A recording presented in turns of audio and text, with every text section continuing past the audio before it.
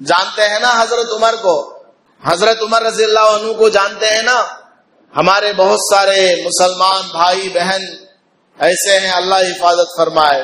ساری دنیا کے لیڈرز کے نام جانتے ہیں، ساری دنیا کے کرکٹ پلیئرز کے نام جانتے ہیں، فٹ بال پلیئرز کے نام جانتے ہیں، ساری دنیا کے ممالک کے نام جانتے ہیں، کون سا ملک دنیا میں بڑا، کون سا ملک چھوٹا ہے، کہاں پر سونا زیادہ پایا جاتا ہے، کون سا سپر پاور ہے، کون سا زیادہ سب سے پاپولیٹڈ کنٹری ہے، کون سا زیادہ مالدار ملک ہے، ساری دنیا کا نالج ہمارے مسلمان بھائی بہن کے پاس، نوجوانوں کے پاس ہے، لیکن اگر نہیں ہے تو اسلام کا کوئی نالج نہیں۔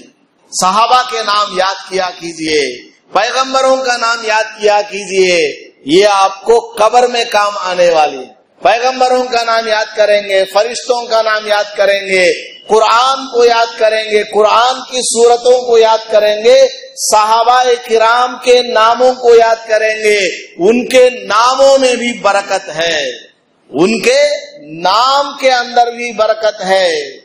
ایک ایک صحابی کے بارے میں اللہ کے نبی علیہ الصلوۃ والسلام نے ارشاد فرمایا ہے، حدیث پاک کا مفہوم ہے،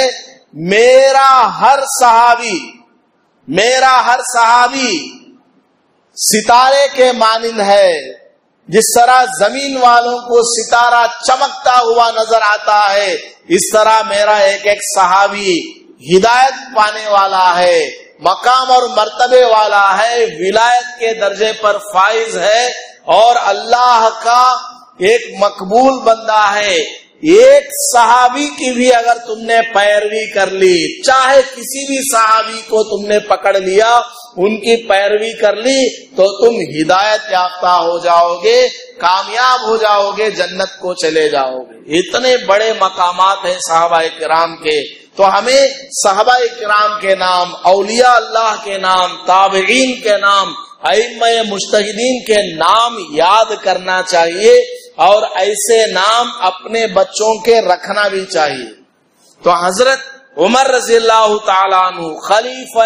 دوم ہے، حضرت ابو بکر رضی اللہ تعالیٰ عنہ خلیفہ اول ہے، اور حضرت عمر رضی اللہ تعالیٰ عنہ خلیفہ دوم ہے۔